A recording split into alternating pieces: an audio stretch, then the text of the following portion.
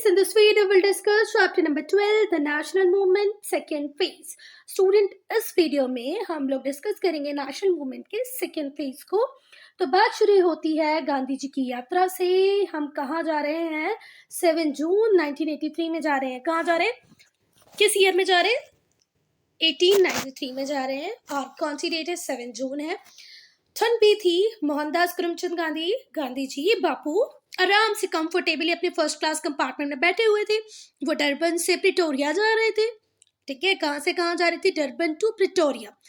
Ticket check कराया तो उसने बोला, गांधी जी कहाँ पर बैठे थे बेटा? फर्स्ट क्लास कंपार्टमेंट में बैठे थे, है ना। तो टिकट चेकर ने बोला है कि आप चाहे इस कंपार्टमेंट को खाली कर दें और थर्ड क्लास में चले जाए। तो गांधी जी ने पूछा, भाई ऐसा क्यों, मैं क्यों जाऊं?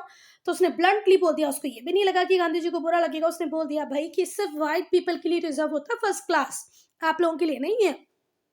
गांधी जी ने आर्ग्यू किया कि मेरे पास तो वैलिड टिकट है और मैं बिल्कुल इस जगह को खाली नहीं करूंगा। तो मेरे पास टिकट है तो मैं यहाँ पर बैठूंगा। टिकट चेकर ने पुलिस को बुलाया। When the train stopped at the station, जैसे ही ट्रेन रुकी, किस स्टेशन पे रुकी है train? Pietermaritzburg. Pietermaritzburg पे ट्रेन रुकी है ना। पीटर मैरिट्सबर्ग यहाँ पर ट्रेन रुकी हुई है। तो जो गांधी जी को उस ट्रेन से बाहर फेंक दिया गया। Gandhi ji was thrown out from the train. Train कहाँ पर रुकी, किस स्टेशन पे रुकी है बच्चा? Pietermaritzburg. ठीक है, गांधी जी को ट्रेन से उठा के बाहर फेंक दिया। He had to sit at the station all night in the bitter cold. इतनी ठंडी थी बेटा उस टाइम में। उस ठंडी में बेचारे गांधी जी को पूरी रात भर स्टेशन पे बैठना पड़ा। It was after this that he decided to fight against oppressive British rule. और ये जो रात कड़ाके की ठंड उन्होंने झेली तो उन्होंने डिसाइड कर लिया, भाई कि मैं ब्रिटिश की ऑपरेसिव प्रैक्टिसेस के अगेंस्ट में अब फाइट। इस इवेंट के बहुत सालों बाद गोपाल कृष्ण गोखले ने इस इवेंट को लिखा, अपनी बुक में लिखा कि गांधी जी गिरे, रेलवे टिकट थी उनके पास फिर भी गिरे, किसी ने उन्हें सम्मान नहीं दिया, पर वो इस प्रण के साथ उठे कि अब कोई उन्हें इग्नोर भी नहीं कर पाएगा। जब वो गिरे तो सिंपल पैसेंजर थे, पर जब वो गिर के खड़े हुए तो पैट्रियट, देशभक्त बन चुके थे। ठीक है, उसके बाद ही तो उन्होंने प्रण लिया ना कि भाई अब ये लड़ाई करेंगे, फाइट करेंगे अगेंस्ट ब्रिटिश रूल। वो गिरे तो सिर्फ बैरिस्टर बन के थे, पर जब उठे बेटा तो क्रांतिकारी, रेवोल्यूशनरी बन चुके थे, विद्रोही बन चुके थे। ठीक है बात। चलो अब हम बात करेंगे नेशनल मूवमेंट के न्यू फेस का। क्यों वो न्यू फेस है? क्योंकि अब उसमें किसकी एंट्री होगी? महात्मा गांधी की। स्टूडेंट, महात्मा गांधी का ऐसे तो आप लोगों ने बचपन से अब तक पढ़ाई होगा। अब आप लोग क्लास 8 में हैं तो सबको पता होगा कि गांधी जी 2 अक्टूबर 1869 को पोरबंदर में जन्मे थे। ठीक है, birth place of Gandhi ji Porbandar. Porbandar कहाँ पर है? गुजरात में है। इन विच ईयर? 1869 किस डेट में? 2 अक्टूबर में। ठीक है, उनकी अर्ली एजुकेशन इंडिया में ही हुई। फिर वो इंग्लैंड गए लॉ पढ़ने, कानून की पढ़ाई करने। वो चले गए इंग्लैंड। फिर इंग्लैंड से गए वो साउथ अफ्रीका। किस लिए गए? लॉ को प्रैक्टिस करने। जो लॉ इंग्लैंड में पढ़ा था उसको प्रैक्टिस करने वो कहाँ पहुंचे? South Africa. जब वो वहां रह रहे थे तो उन्होंने व्हाइट रूलर्स के अगेंस्ट में, उनके ऑपरेसिव प्रैक्टिसेस के अगेंस्ट में, उनका जो क्रूअल रूल था उसके अगेंस्ट में फाइट की। ठीक है, और जितने भी इंडियंस वहां पर रह रहे थे उनको ये जो व्हाइट रूलर्स प्रॉपर ट्रीटमेंट नहीं देते थे तो उसके अगेंस्ट में गांधी जी ने बोलना चालू किया। ड्यूरिंग दिस स्ट्रगल, इस स्ट्रगल में उन्होंने एक नए कंसेप्ट को इवॉल्व किया जिसे हम बोलते हैं सत्याग्रह और नॉन वायलेंट स्ट्रगल। वो स्ट्रगल जिसमें वायलेंस नहीं होगा, ऐसा एक नया कंसेप्ट इवॉल्व किया। किसने? स्ट्रगल का गांधी जी ने। किसके अगेंस्ट में? Against operations. वो जो ब्रिटिश रूल के जितने भी ऑपरेशन चल रहे थे उसके लिए गांधी जी ने नॉन वायलेंट सत्याग्रह किया। ये किस पे बेस्ड होता है बच्चा सत्याग्रह? ये क्लास 10 में फिर से पढ़ना है, इसलिए ज्यादा अच्छा है कि अभी पढ़ के जाओ। ठीक है, satyagraha is based on truth, means सत्य। नॉन वायलेंस मतलब अहिंसा। मेरी बात सुनो बच्चा, क्लास 10 में फिर से पूरा चैप्टर पढ़ना है, गांधी जी की एंट्री सब कुछ, तो अभी से अच्छे से याद करके जाना। तो गांधी जी ने एक नया ही कंसेप्ट इवॉल्व किया जैसे हमने बोला सत्याग्रह। सत्याग्रह को और क्या बोल सकते हैं? Non violent struggle against operation. इसमें ट्रुथ है, ट्रुथ मतलब सत्य, सत्य मतलब क्या होता है? ट्रुथ, है ना। और नॉन वायलेंस मतलब होता है अहिंसा। तो दोनों ही चीजें थी गांधी जी के नए कंसेप्ट में। गांधी जी के सत्याग्रह से जनरल स्मॉट्स इतने परेशान हो गए थे, साउथ अफ्रीका में जनरल स्मॉट्स इतने परेशान हो गए कि उन्होंने अपनी हेल्पलेसनेस को, ये जो गांधीयन फॉर्म था प्रोटेस्ट का, उसकी टुवर्ड्स अपनी हेल्पलेसनेस दिखाई है कि अगर कोई व्यक्ति इंग्लिशमैन को हर्ट करेगा तो हम उसे शॉट कर सकते हैं, बंदूक से गोली मार सकते हैं, उसको, उसके आसपास के लोगों को डिपोर्ट कर सकते हैं, कंट्री से बाहर भेज सकते हैं, मार सकते हैं, है ना, उन्हें जेल में भी डाल सकते हैं, ठीक है। पर गांधी जी का जो तरीका था उसके लिए क्या करें, क्योंकि वो तो किसी को हार्म ही नहीं पहुंचा रहे थे। But how long can I go on like this when you do not retaliate, जब तुम कोई रिटेलिएशन ही नहीं ले रहे हो, कोई वायलेंट मेथड का यूज नहीं कर रहे हो, तो अब ऐसे लोगों के साथ क्या किया जाए। तो जनरल स्मर्ट्स बहुत परेशान थे, किससे, गांधी जी के सत्याग्रह आंदोलन से। गांधी जी इंग्लैंड गए, फिर साउथ अफ्रीका गए प्रैक्टिस के लिए, इंग्लैंड गए पढ़ने, फिर इंडिया आए वापस 1915। कब आए, 1915। To understand the condition, India की उस टाइम की कंडीशन को समझने के लिए उन्होंने पूरी कंट्री में ट्रेवल किया।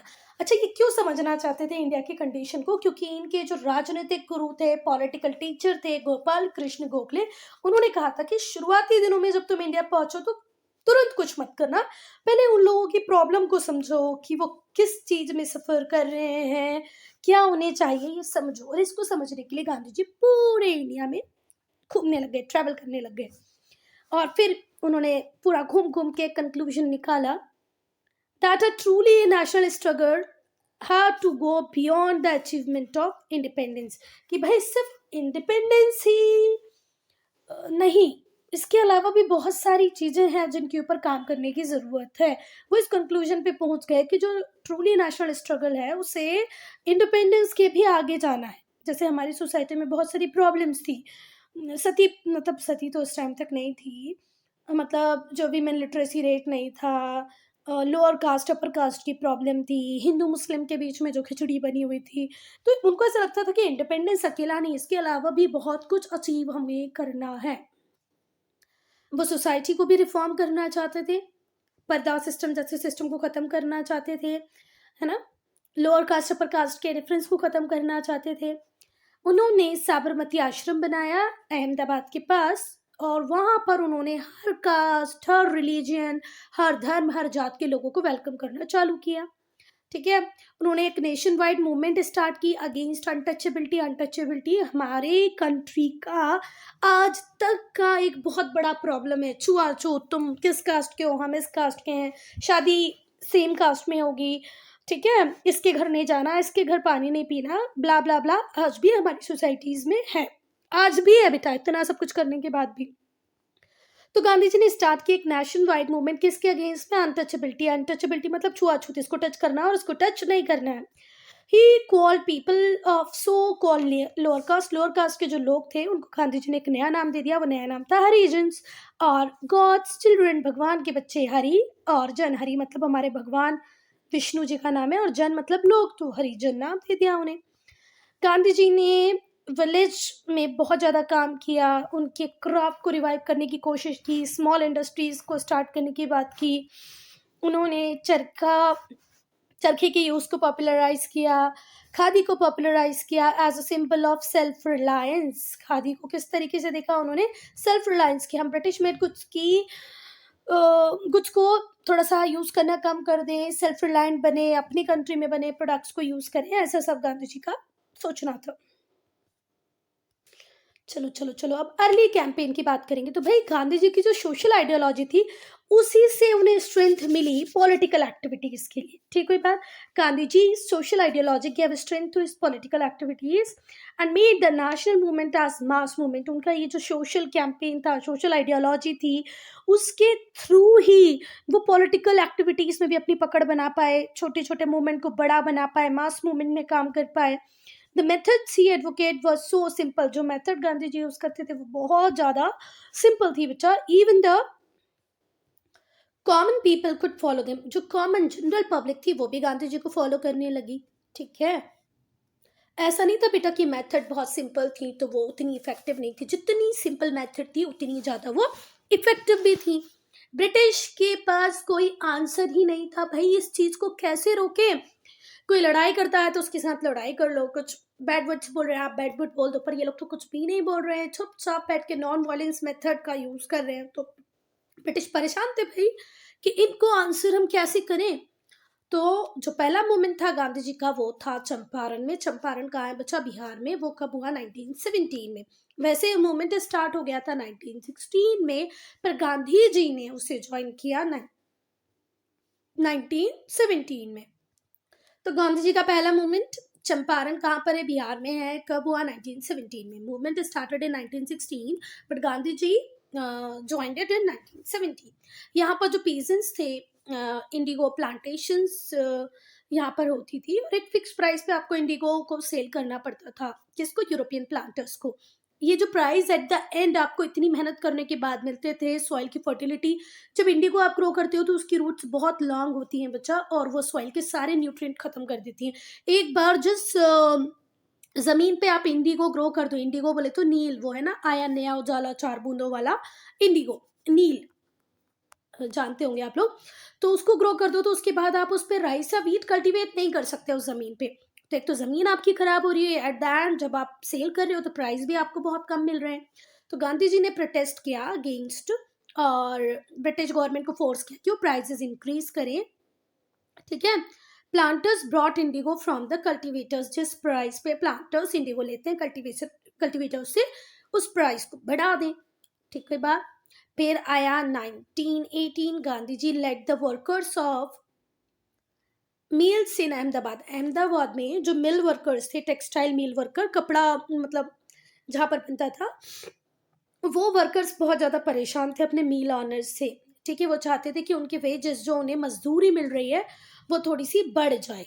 ठीक है। जो wages at the end of the day आपको मिलता है, मजदूरी जो मिलती है वो बढ़ जाए, इसीलिए वो मिल ऑनर से रिक्वेस्ट करते, पर मिल ऑनर सुन ही नहीं रहे थे। तो 1980 में गांधी जी ने इन लोगों को ज्वाइन किया। ठीक है। और सक्सेस रहा, ये वाला भी उनका जो प्रोटेस्ट था वो सक्सेसफुल रहा। Gandhi ji also involve himself with the peasants in Kheda. Kheda कहाँ पर? गुजरात में एक खेड़ा है, वहां पर दो मूवमेंट अभी हमने पढ़े, एक था बिहार का, दूसरा था गुजरात का अहमदाबाद। अब तीसरा भी हम गुजरात का पढ़ रहे हैं।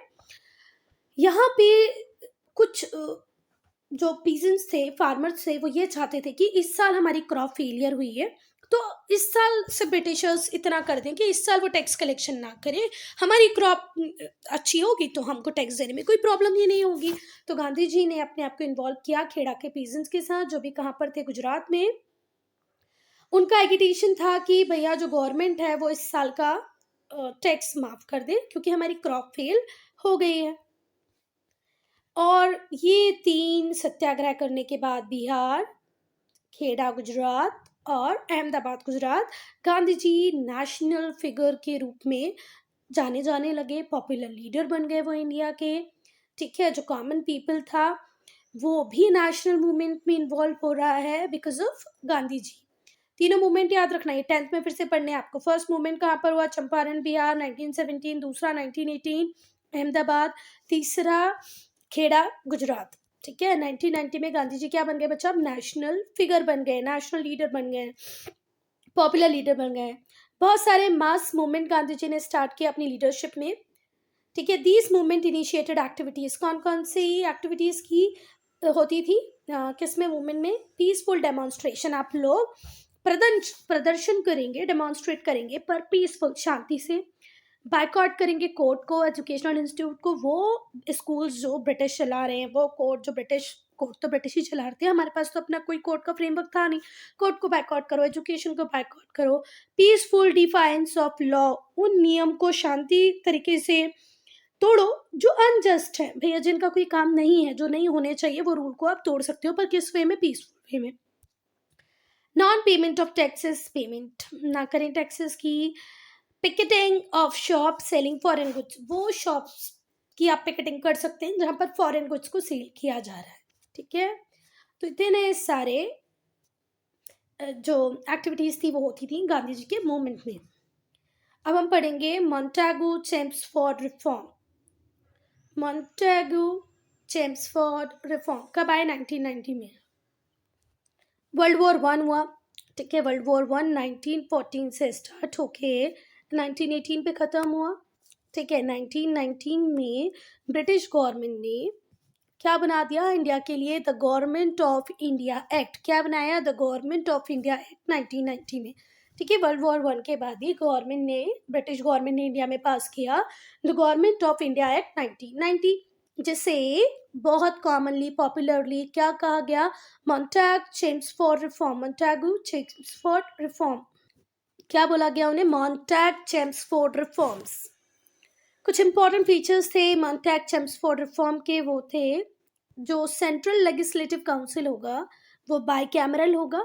द सेंट्रल लेजिस्लेटिव काउंसिल, जो आज भी हमारा लेजिस्लेटिव काउंसिल है ना, लोकसभा राज्यसभा जहाँ पर है, तो ऐसे ब्रिटिशर बोल रहे हैं कि वो बाइकैमरल होगा। बाइकैमरल मतलब 2 हाउसेज होंगे।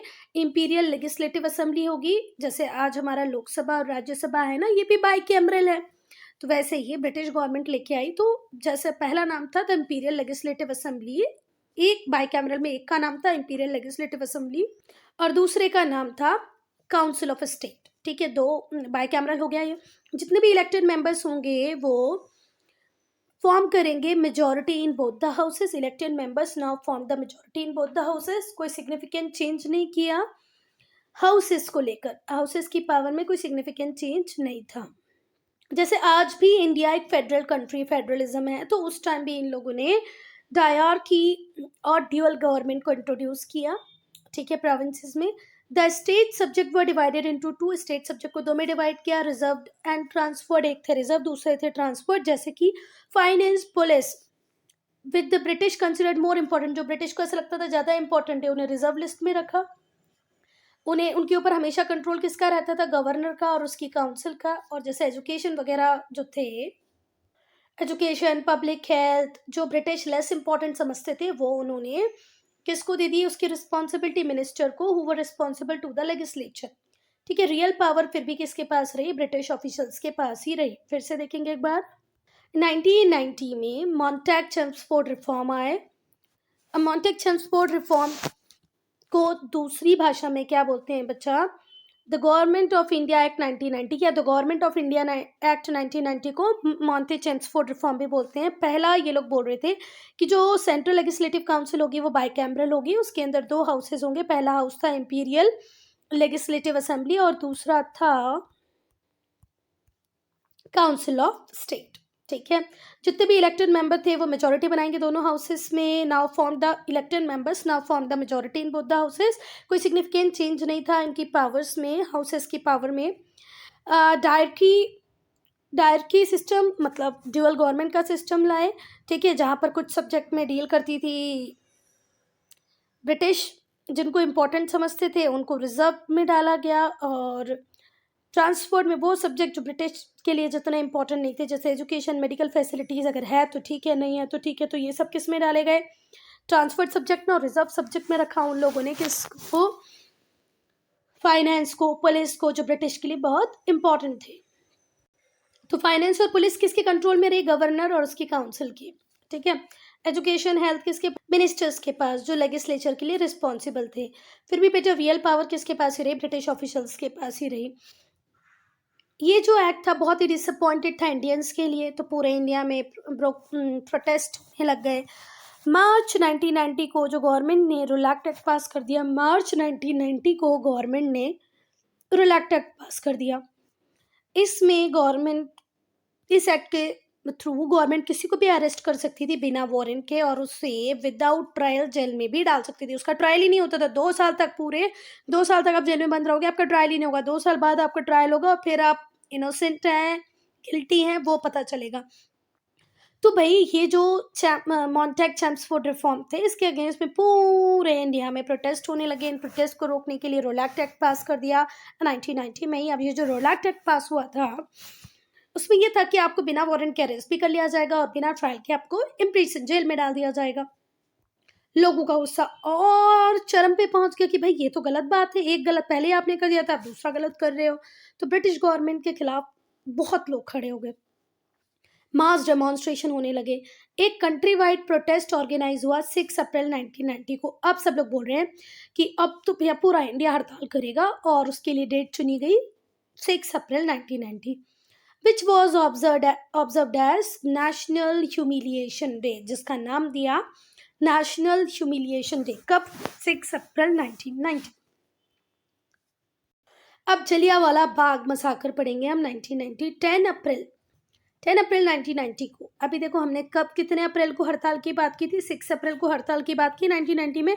अब हम आए 10 अप्रैल 10 अप्रैल 1990 में क्या हुआ? दो नेशनल लीडर थे, सैफुद्दीन किचलेव और डॉक्टर सत्यपाल सैफुद्दीन किचलेव, इनको अरेस्ट कर लिया गया पंजाब में। 13 अप्रैल, एक इवेंट 6 को हुआ, दूसरा इवेंट 10 को हुआ, अरेस्ट कर लिया गया सैफुद्दीन किचलेव और डॉक्टर सत्यपाल को। तीसरा इवेंट 13 अप्रैल को क्या था बच्चा? 1990 the festival of Baisakhi was being celebrated on this day. इस दिन 13 अप्रैल को क्या सेलिब्रेट हो रही थी? बैसाखी। लोग एक पार्क में इकट्ठे हो गए, वो पार्क था अमृतसर में, जिसे बोला जाता था जलियांवाला बाग। पार्क का नाम था जलियांवाला बाग। किस जगह में था, किस सिटी में था? अमृतसर। और अमृतसर किस में सिटी में आता है? Punjab. To protest against these arrest, जो अरेस्ट हुई थी ना सत्यपाल की, सैफुद्दीन की, उसकी अरेस्ट के अगेंस्ट में ये लोग क्या कर रहे हैं बेटा? आए हैं, ठीक है, प्रोटेस्ट करने के लिए। पीसफुल गैदरिंग थी, उसमें मेन भी थे, विमेन भी थी, चिल्ड्रन भी थे, बहुत पीसफुल गैदरिंग थी। जो प्रोटेस्ट करने वाले थे वो भी पीसफुल। जनरल डायर जो मिलिट्री कमांडर था अमृतसर का, वो पार्क में आया कुछ सोल्जर्स के साथ, उसने एंट्री को ब्लॉक किया। पार्क की बहुत ऊंची ऊंची दीवारें थी, फिर उसने ऑर्डर कर दिया अपने आदमियों को, जितने भी पुलिस वाले वो लेके आया था। सोल्जर्स, पुलिस नहीं, सोल्जर्स। और फिर एंट्रेंस को ब्लॉक करते हैं पार्क की, और फिर वो ऑर्डर देता है अपने आदमियों को कि भाई आप गोलियां चलाओ, दाएं दाएं दाएं दाएं, सबको मार दो। जो फायरिंग 10 मिनट तक चलती रही, 10 मिनट में वो फायरिंग खत्म हुई। Till the ammunition was exhausted, तब तक गोलियां चलती नहीं जब तक कि बंदूक में जो बारूद थी, जो क्या बोलते हैं, कारतूस था, वो खत्म ना हो गया हो। Hundreds of people were killed and thousands were critically wounded. 100 लोग तो तुरंत ही मर गए, बहुत सारे हजारों लोगों को बहुत सारे घाव आ गए, वुंडेड हो गए, सीरियसली सीवियर इंजरीज उनको हुई। इस मिसाकर ने पूरे इंडिया को हिलाकर रख दिया। ये जो जलियांवाला बाग मैसाकर हुआ, पूरा इंडिया डर गया, शॉक में चला गया, दहशत में चला गया। There were wide spread protest, और इसके अगेंस्ट में भी वाइड स्प्रेड प्रोटेस्ट हुए। जितने भी नेशनल लीडर थे उन्होंने इस कावर्डली एक्ट को बहुत कंडेम किया। रविन्द्रनाथ टैगोर रेनाउंस्ड हिज नाइटहुड, और उन्होंने उनका जो टाइटल था नाइटहुड का वो रिटर्न कर दिया। गवर्नमेंट ने डिक्लेयर किया मार्शल लॉ पंजाब में। लोग मतलब अब क्या करें और क्या ना करें कुछ समझ में नहीं आ रहा था। अभी तक तो ब्रिटिशर्स ऐसा करते थे कि औरतें और बच्चों को छोड़ देते थे, पर अब तो उन्होंने किसी को भी नहीं छोड़ा, है ना, जलियांवाला बाग में। तो अब लोग परेशान हैं कि अब करना क्या चाहिए। जो गवर्नमेंट थी उसने मार्शल लॉ लगा दिया पंजाब में। People were tortured and newspaper were band, लोगों को टॉर्चर करने लगे मार्शल लॉ के नाम पे। न्यूज़पेपर बैन हो गए। ये जितना भी रेपरेशन चल रहा था उसने लोगों के डिटर्मिनेशन को और ज़्यादा स्ट्रांग बना दिया। ब्रिटिशर्स को ऐसा लग रहा था जलियांवाला बाग के बाद एक मॉरल प्रेशर क्रिएट होगा और लोग अब आज़ादी की बात नहीं करेंगे, ठीक है, हमारे रूल के अगेंस्ट में नहीं बोलेंगे। पर ऐसा कुछ भी नहीं हुआ। जैसे जैसे ब्रिटिशर्स और ज़्यादा रिप्रेसिव होते जाते, हमारा डिटर्मिनेशन और ज़्यादा स्ट्रेंथन होता जाता। अब हम पढ़ेंगे खिलाफत मूवमेंट। जब बेटा वर्ल्ड वॉर खत्म हुआ, 1914 में वर्ल्ड वॉर स्टार्ट हुआ, 1918 में वर्ल्ड वॉर खत्म हो गया। तो 1918 में जब वर्ल्ड वॉर खत्म हुआ तो जो हारने वाली पार्टी थी उसमें था ऑटोमन एम्पायर, जर्मन एम्पायर और Austria Hungarian Empire. Austria Hungarian Empire, German Empire, Ottoman Empire, इनकी हुई हार। तो ब्रिटिशर्स ने नहीं, ब्रिटेन, फ्रांस, रशिया, यूएसए, ये जो जीती हुई पार्टी थी, इन्होंने ट्रीटी बनाई। और ये ट्रीटी, एक ट्रीटी जर्मनी के साथ साइन की जिसको हम बोलते हैं ट्रीटी ऑफ वर्सेल्स। एक ट्रीटी किसके साथ साइन की? ऑटोमन एम्पायर के साथ। ऐसे ही एक ट्रीटी ऑस्ट्रिया हंगरी के साथ भी साइन की। जर्मनी के साथ जो ट्रीटी साइन की है, जैसे आप बोलते हो ट्रीटी ऑफ वर्सेलिस, ये पढ़ते हो आप क्लास 9 में, नेक्स्ट ईयर पढ़ोगे।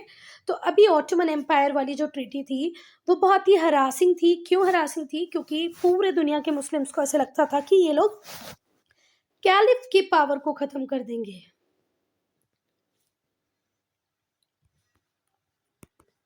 कैलिफ बोले तो खलीफा, जो पूरे एंड ये पूरे वर्ल्ड में जितने भी मुस्लिम रहते हैं उनके लिए रूल्स बनाने का काम, रेगुलेशंस बनाने का काम कौन करता है? खलीफा।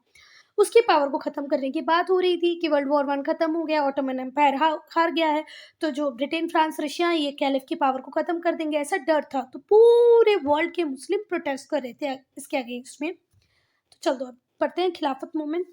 खिलाफत मूवमेंट ऑर्गेनाइज की अली ब्रदर्स ने, मोहम्मद अली और शौकत अली ने। किसने ऑर्गेनाइज की खिलाफत मूवमेंट? मोहम्मद अली और शौकत अली ने। किसके अगेंस्ट में? In protest against the injustice done to Turkey. Turkey Ottoman empire का ही नाम है। टर्की किसका नाम है बेटा? Ottoman empire. ऑटोमन एम्पायर बहुत बड़ा हुआ करता था, पर वर्ल्ड वॉर के वन के बाद वो क्या रह गया? सिर्फ टर्की, है ना। तो टर्की के अगेंस्ट में जितना भी इनजस्टिस हो रहा था, करने वाले कौन थे? Britain, France, Russia. तो ये बात अच्छी नहीं लग रही थी मुस्लिम्स को, ठीक है। इसलिए मोहम्मद अली, शौकत अली ने खिलाफत मूवमेंट ऑर्गेनाइज की। Turkey which had fought against Britain. Turkey किसके अगेंस्ट में लड़ रहा था? ब्रिटेन के। वर्ल्ड वॉर 1 के बाद टर्की बहुत इंपॉर्टेंट था। वर्ल्ड वॉर 1 के बाद इंपॉर्टेंट नहीं था, वर्ल्ड वॉर 1 के बाद क्या हुआ वो देखो। टर्की बहुत इंपॉर्टेंट थे बच्चा, इंडिया के मुस्लिम के लिए नहीं, पूरे दुनिया के मुस्लिम के लिए टर्की बहुत इंपॉर्टेंट था। As the sultan of Turkey was also the caliph. जो सुल्तान होता था टर्की का, ऑटोमन एम्पायर का, उसे क्या बोलते थे? कैलिफ, और हिंदी में खलीफा। वो हेड होता था मुस्लिम का थ्रू आउट द वर्ल्ड। पूरे वर्ल्ड में जितने भी मुस्लिम रहते हैं उनका हेड होता था कैलिफ, खलीफा, ठीक है। तो ऐसा माना जा रहा था कि जो ब्रिटिशर्स होंगे वो इसकी पोजीशन को ख़त्म करेंगे, इसके अगेंस्ट में कुछ ह्यूमिलिएटिंग ट्रीटी बनाएंगे, इसीलिए ये लोग प्रोटेस्ट कर रहे थे।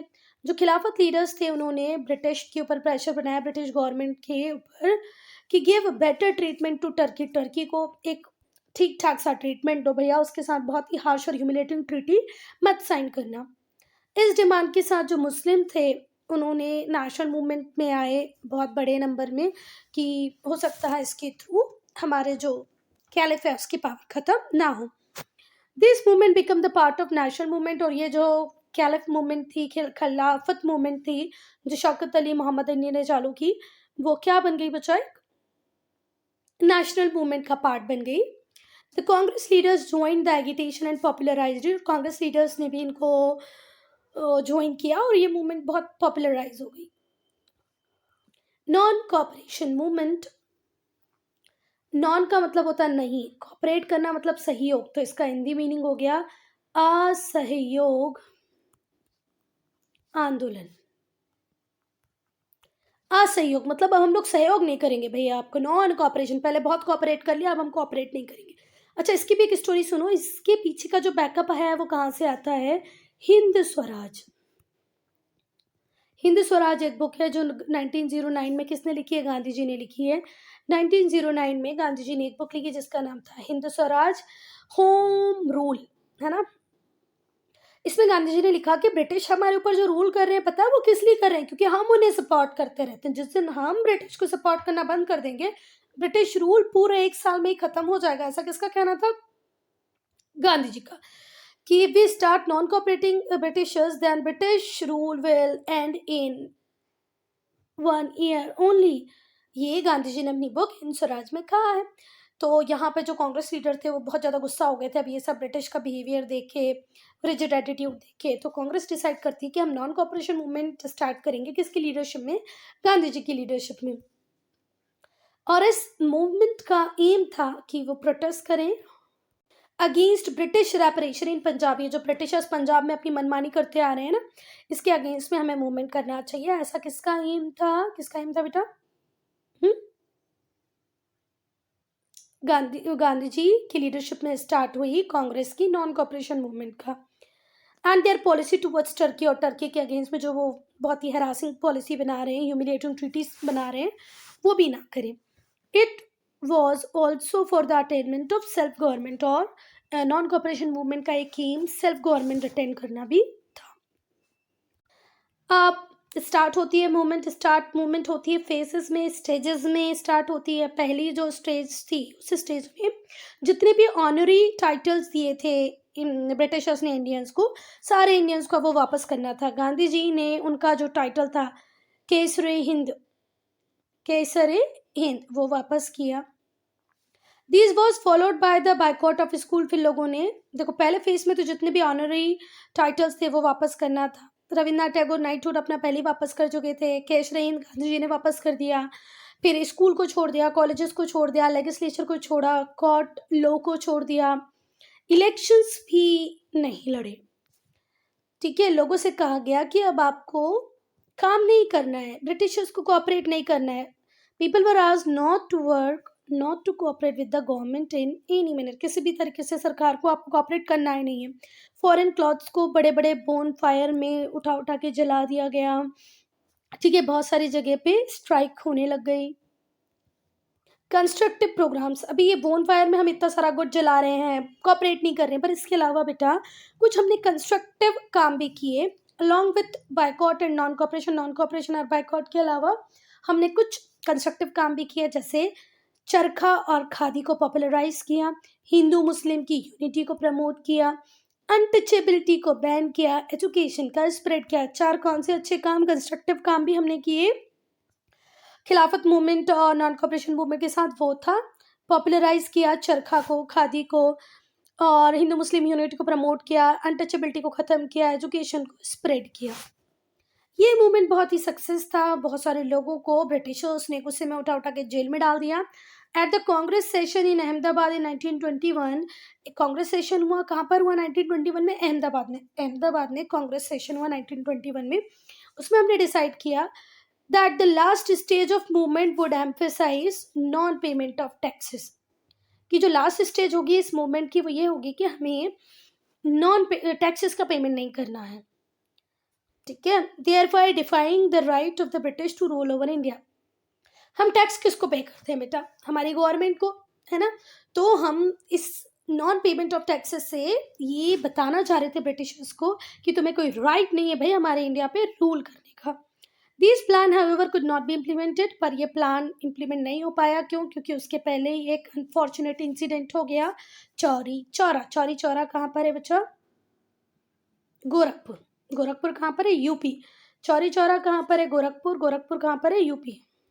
थिंक एंड आंसर में पूछा गया, in what other ways could the people have refuse to cooperate with the government. अगर आप प्लांटेशन वर्कर्स थे, प्लांटेशन में काम कर रहे थे ब्रिटिशर्स के लिए, तो आपको काम कर देना, रोक देना था। ठीक है, अगर आप गवर्नमेंट स्कूल में टीचर थे, ब्रिटिश स्कूल में टीचर थे या डॉक्टर थे, तो आपको आपकी सर्विसेज देना स्टॉप कर देना था। फिर अगर आप आपकी शॉप में ब्रिटिश गुड्स को सील कर रहे थे तो आपको वो भी रोक देना था। बहुत सारे और भी तरीके से थे बच्चा, जिसके थ्रू आप क्या कर सकते थे? रिफ्यूज कर सकते थे किसको? कोऑपरेट करना, ब्रिटिश गवर्नमेंट को कोऑपरेट करना। अब यहाँ पर हम मौलाना अबुल कलाम आज़ाद 1922 में मौलाना अबुल कलाम आज़ाद क्या बोल रहे हैं कि मैं रिफ्यूज़ करता हूँ ये जो प्रेजेंट गवर्नमेंट है, ठीक है, इसको रिफ्यूज़ करता हूँ, इसको एक्नॉलेज नहीं करता हूँ मैं। ठीक है, I refuse to acknowledge the present government as the rightful one. ये जो प्रेजेंट गवर्नमेंट है ये राइटफुल वन है ही नहीं। ठीक है, and deem it my nation, इनको तो हमारी कंट्री में होना ही नहीं चाहिए। मेरा धर्म, मेरी ह्यूमन ड्यूटी मुझसे कहती है कि भाई तुम्हें कंट्री को लिबरेट करना पड़ेगा, अपनी कंट्री को छुड़ाना पड़ेगा फ्रॉम इट्स सर्विट्यूड। ये जो वर्ड है सर्विट्यूड मतलब गुलामी, दासत्व, है ना, इससे आपको अपने लोगों को, अपनी कंट्री को लिबरेट कराना, ये आपकी ड्यूटी है। ये कौन बोल रहे हैं? मौलाना अब्दुल कलाम आज़ाद खुद बोल रहे हैं कि मैं इस सरकार को नहीं मानता जो हमारे ऊपर रूल कर रही है। ठीक है, मेरा धर्म, मेरी ह्यूमन ड्यूटी कहती है कि मैं अपनी कंट्री को लिबरेट कर रहा हूँ। किससे? सर्विट्यूड से, दासत्व, गुलामी से। कब बोला मौलाना अब्दुल कलाम ने? ये 1922 में। Student, I am ending this video here only. If you have any doubt, any problem, do write in comment section. Part 2 हम लोग स्टार्ट करेंगे विड्रॉल ऑफ मूवमेंट से। ठीक है।